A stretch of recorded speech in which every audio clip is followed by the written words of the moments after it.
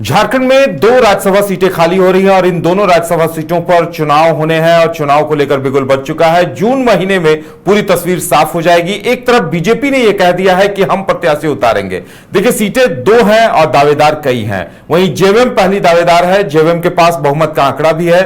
कुल 56 का आंकड़ा है, जिसमें से 34 विधायक जेएमएम के पास हैं, जबकि 27 या 28 विधायकों का समर्थन ही चाहिए राज्यसभा सदस्य चुने जाने के लिए। ऐसे में जेएमएम की तरफ से गाहे बगाहे यह भी संकेत दिया जाने लगा है कि दोनों सीटों पर जेएमएम उम्मीदवार उतारेगी। वहीं कांग्रेस ने इस पर क्या कुछ कहा है, तमाम चीजों पर चर्चा करेंगे, क्योंकि बीजेपी के पास हालांकि बहुमत का आंकड़ा नहीं है, लेकिन बीजेपी ने अंतरात्मा की आवाज पर प्रत्याशी उतारने की बात कह दी है। कुछ दिनों पहले ही सत्येंद्र तिवारी ने यह बयान दिया है।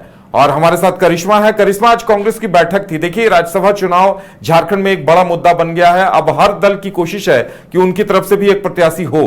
कांग्रेस ने इस पर क्या कुछ कहा है? जी उदय, देखिए, आज कांग्रेस की तरफ से एक बैठक जो है वो रखी गई थी और इसकी अध्यक्षता जो है वो कांग्रेस के जो प्रभारी है के राजू, उनकी अध्यक्षता में ये बैठक रखी गई थी। और काफी अहम ये बैठक मानी जा रही थी, क्योंकि एसआईआर के साथ साथ जनगणना और हम कह सकते हैं परिसीमन को लेकर ये बैठक थी और आगे की रणनीति को लेकर चर्चाएं थी। और इसके साथ ही अब पंचायत चुनाव भी आ रहे हैं, तो आखिर कांग्रेस की भूमिका क्या रहेगी, आखिर किस तरह से तमाम जो उम्मीदवार जो चुनावी मैदान में उतरेंगे उन्हें कैसे सपोर्ट जो है कांग्रेस की तरफ से किया जाएगा, इन तमाम चीजों को लेकर चर्चाएं हुई है। लेकिन झारखंड में अब सवाल ये उठ रहे हैं, चूंकि 2 राज्यसभा की सीटें जो है वो जून के महीने में समाप्त हो जाएगी। एक दिशुम गुरु शिबू सोरेन के निधन के बाद एक सीट खाली हो गई और जून के महीने में जो है वो दीपक प्रकाश की सीटें जो है वो खाली हो रही है। अब देखिए, लगातार जेएमएम की तरफ से ये दावे किए जा रहे हैं कि जेएमएम जो है दोनों सीटों पर उम्मीदवार जो है वो उतारेगा और यहां से राज्यसभा भेजेगा। हालांकि देखिए, अलायंस की सरकार है, कांग्रेस की भी इच्छा है और कांग्रेस के जो प्रभारी है के राजू, उन्होंने आज मीडिया के सामने ये बात कही है। उनका कहना है कि अलायंस की सरकार है,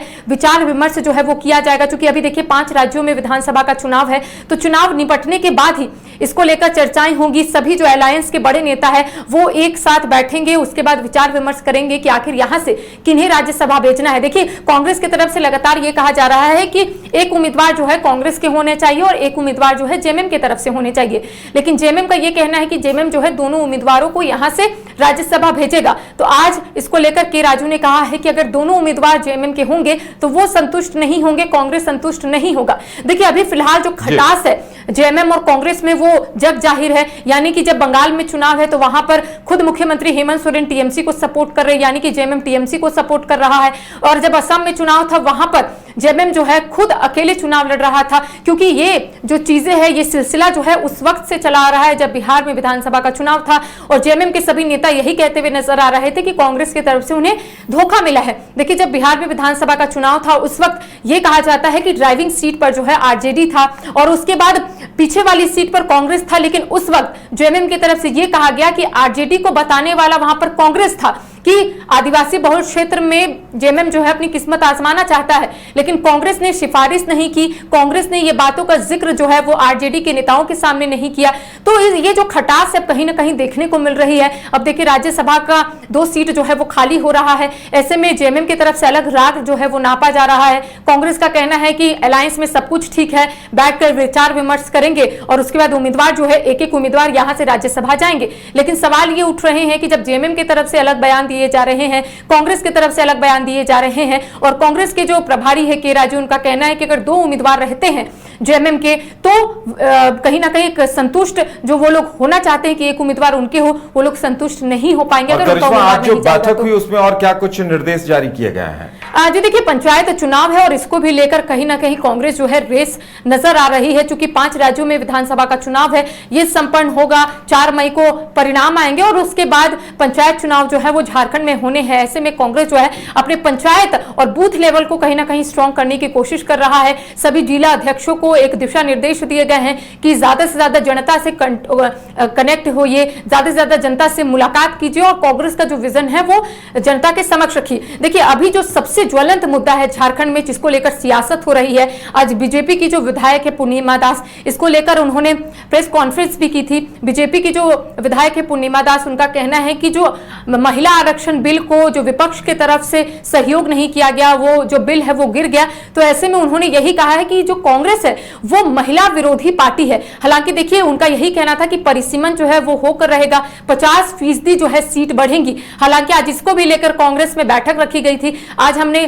कांग्रेस की जो महिला मोर्चा की अध्यक्ष है रमा खलखो, उनसे बातचीत करने की कोशिश की है, तो उनका यही कहना है कि 2023 में इस बिल को पास कर दिया गया था, लेकिन अभी प्रधानमंत्री नरेंद्र मोदी लोगों को बरगलाने का काम कर रहे हैं। साथ ही उनका यही कहना है कि लोगों को यह समझने की जरूरत है कि आरक्षण अलग है, परिसीमन अलग है। उनका यही कहना है कि इन लोगों का एक स्ट्रैटेजी है कि लोगों को यह बताए, लोगों को दिग्भ्रमित करे कि आरक्षण और परिसीमन एक है, यानी कि जब आरक्षण बिल पास होगा तभी परिसीमन में सीटें बढ़ेगी। लेकिन उनका कहना है ये दोनों अलग अलग है। बीजेपी जो है लोगों को बरगलाने का काम कर रही है। तो कुल मिलाकर परिसीमन हो, एसआईआर का मुद्दा हो, क्योंकि उनका यही कहना है कि चाहे हम बंगाल को देखें, चाहे हम बिहार को देखें, उनका यही कहना है कि यहां पर भी एसआईआर की प्रक्रिया हुई, कई वोटर्स का नाम काट दिया गया, जो बीजेपी विरोधी वोटर्स है उनका नाम लिस्ट से हटा दिया गया। तो उनका यही कहना है कि प्रक्रिया से हम लोग बिल्कुल भी नहीं घबरा रहे हैं, लेकिन जो गलत तरीके से प्रक्रिया हो रही है एसआईआर में, जो बीजेपी के वोटर्स नहीं है उनका नाम काट दिया जा रहा है, इसको लेकर कहीं ना कहीं नाराजगी जो है अलायंस की सरकार में है।